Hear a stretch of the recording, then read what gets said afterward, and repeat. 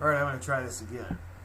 I don't normally do this, but I'm going to read basically a web page. I don't know how many times I'm going to have to record or how many videos I'm going to have to put together to get this done, but it's an interesting page on a website called Three World Wars.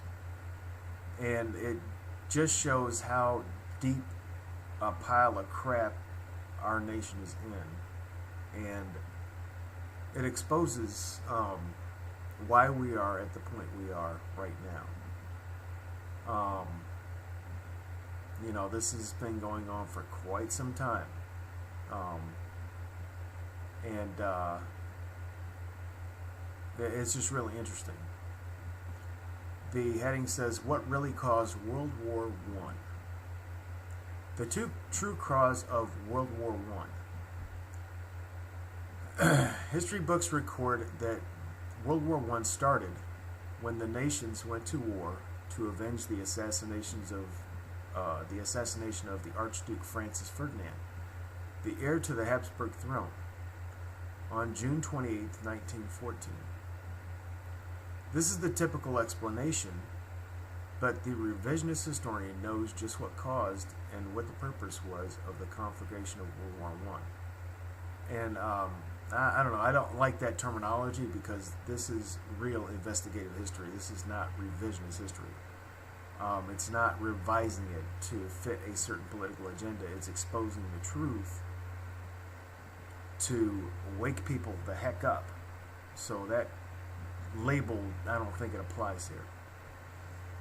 Up until America's entry into this war, the American people had followed the wise advice of President George Washington given in his farewell address delivered to the nation on September 17, 1796. President Washington said, "It is our true policy to steer clear of permanent alliance with any portion of the foreign world." Why? By interweaving our destiny with that of any part of Europe, entangled our peace and prosperity in the toils of European ambition, rivalship, interest, humor, or caprice. President Washington attempted to warn the American people about getting embroiled in the affairs of Europe, but in 1914 it was not to be. There were those who were secretly planning America's involvement in World War I, whether the American people wanted it or not. The plan to involve America in World War I. The pressure to involve the American government started in 1909. Long before the actual assassination of the Archduke. Norman Dodd, former director of the Committee to Investigate Taxes and Foundations of the U.S. House of Representatives, testified that the committee was invited to study the minutes of the Carnegie Endowment for International Peace as a part of the committee's investigation. So they were investigating the Carnegie Endowment for International Peace, and he testified uncovering a conspiracy, basically. The committee stated, "The trustees of the foundation brought up a single question. If it is desirable to alter the life of an entire people, is there any means more efficient than war?" They discussed this question for a year and came up with an answer. There are no known means more efficient than war, assuming the objective is altering the life of an entire people. That leads them to a question. How do we involve the United States in a war? And this was in 1909. So in 1909, they were plotting to involve the United States in a war. So the decision was made to involve the United States in a war so that the life of the entire people could be altered. This was the conclusion of a foundation supposedly committed to peace, quote unquote. It's amazing that this Carnegie Endowment for International Peace was plotting to involve the United States in a war, and basically nobody did anything about it. But let's go on. The method by which the United States was drawn into the war started on October 25, 1911, when Winston Churchill was appointed the First Lord of the Admiralty in England. Winston Churchill is an interesting individual, as he later came to the conclusion that there was indeed a master conspiracy at work in the major events of the world, when he wrote the following in 1920. From the days of Spartacus, Weishaupt, to those of Karl Marx, to those of Trotsky, this worldwide conspiracy for the overthrow of civilization has been steadily growing. Now, this is interesting because Winston Churchill was appointed the First Lord of the Admiralty in England, and we all know later in World War II he was the Prime Minister. And he was the instrument, or part of the instrumentation, used to draw the United States into World War I. And that will be shown later. But it's interesting to me how people that often uncover these conspiracies are either coerced into supporting them or put in key positions, either knowingly or unknowingly instrumental in the carrying out of the conspiracies. And a lot of times they know what they're doing. They know what they're getting involved in. And so we are often told that these people are heroes when the opposite is often very true. The second key appointment was made during the pre-war period was the appointment of Franklin Delano Roosevelt as Assistant Secretary of the Navy by President Woodrow Wilson.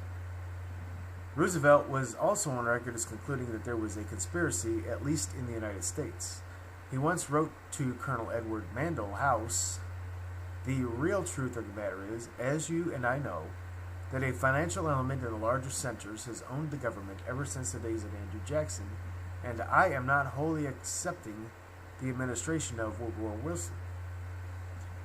The country is going through a repetition of Jackson's fight with the Bank of the United States, only on a far bigger and broader basis."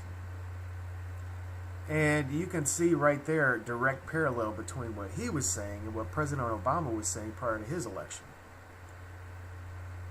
He had the same rhetoric. He didn't trust the current administration, and he knew that there was corruption in the government that was tied to banking and the financial institutions. And he probably ran on that kind of a ticket, the same way that Obama ran on that kind of a ticket. It's a bait and switch tactic.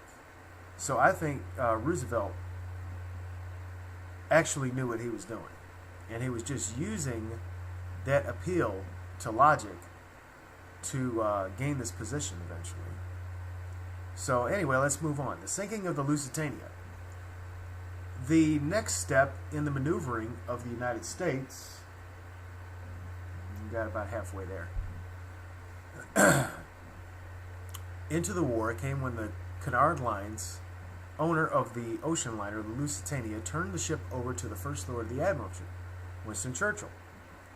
It now became the ship of the English Navy and was under the control of the English government.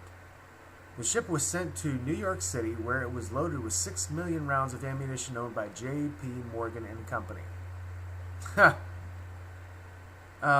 If you're paying any attention to the news today, J.P. Morgan and Company are tied viciously into things like false flags.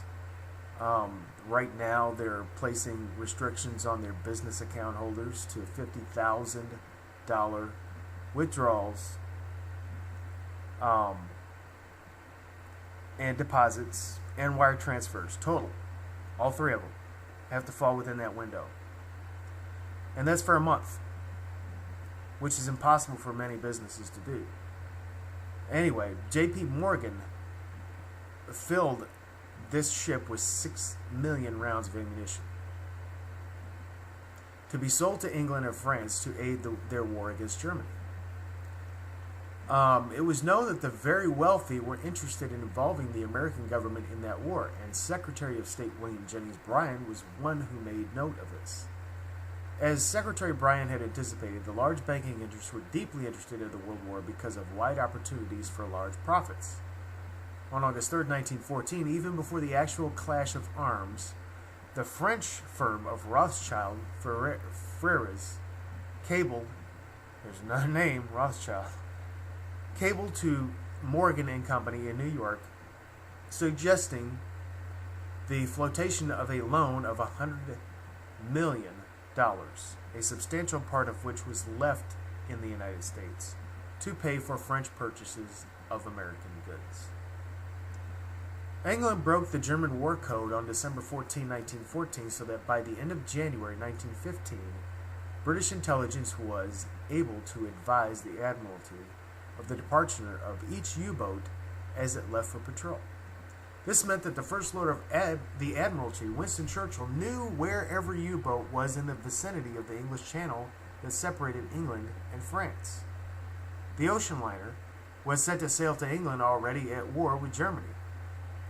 The German government had placed advertisements in the New York newspapers warning the American people considering whether or not to sail with the ship to England, that they would be sailing into a war zone and that the liner could be sunk. Secretary Bryan promised that he would endeavor to persuade the President, Woodrow Wilson, to publicly warn the Americans not to travel aboard the Lusitania. No such warning was issued by the President, but there can be no doubt that President Wilson was told of the character of the cargo destined for the Lusitania, and he did nothing. Even though Wilson proclaimed America's neutrality in the European War in accordance with the prior admonitions of George Washington, his government was secretly plotting to involve the American people by having the Lusitania sunk. This was made public in the book The Intimate Papers of Colonel House, written by a supporter of the Colonel who recorded a conversation between Colonel House and Sir Edward Grey of England, the Foreign Secretary of England. Grey: what will America do if the Germans sink an ocean liner with American passengers on board?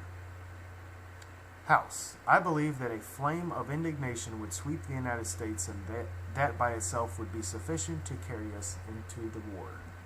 So, already you see that they are setting up a false flag event. This is what you call a false flag event, people. When something is plotted, it's planned beforehand to garner a desired response, indignation, fervor, anger, pressure to scream at the government to do something about it. You know, it's this is what they want to do. They want to pull at people's emotions, and so they pull these stunts to do that.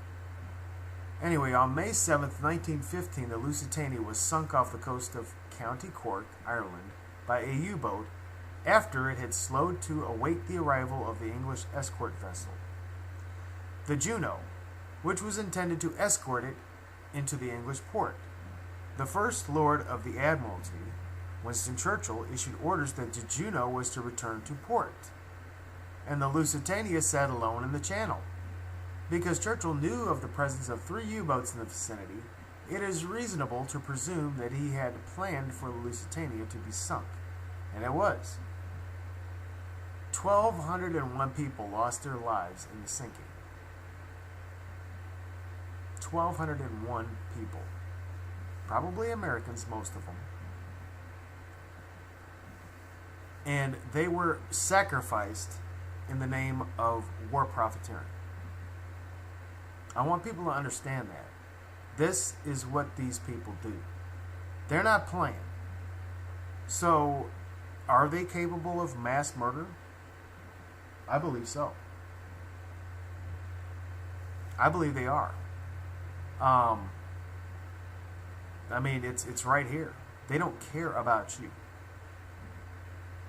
They want you dead. One way or another, they're going to do it. They don't care if they use you as a pawn to tug at people's emotions. To you, you're nothing. You're chattel. You're property. You're a slave to do with as they please. I'm going to have to cut this to second recording at least. I'm not sure how much longer. Probably just another video, but it's not going to be as long. And it'll probably have more commentary. But second video to come.